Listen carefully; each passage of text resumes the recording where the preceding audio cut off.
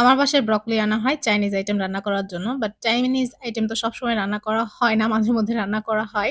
তো ফ্রিজের এক কোণেই এতটুকু ব্রকলি পড়েছিল। এটা তো একদমই হলুদ হয়ে গিয়েছে। ভাবছিলাম যে কি করা যায়? আর ছোট বাচ্চাটা বায়না করছিল ফ্রেঞ্চ টোস্ট খাবে। সেজন্য আমি ভাবলাম যে এটা দিয়ে ব্রকলি ক্রিমি টোস্ট বানিয়ে ফেলি। আচ্ছা, ব্রকলিটাকে পাতলা করে কেটে তেলে ভাজতে দিয়েছি। সামান্য একটু লবণ আর গোলমরিচ গুঁড়া দিয়ে। ব্রকলি খুব বেশি ভাজা যাবে না, কারণ ওভার কুকড হয়ে গেলে খেতে ভালো লাগবে না। তো ভাজা হয়ে গেলে উঠিয়ে নিয়েছি। এরপর এর ভিতরে অল্প একটু তেল দিয়েছি, দেন দিয়েছি রসুন কুচি এবং চিলি ফ্লেক্স। এরপরে ১ চামচের মতো ময়দা দিয়েছি।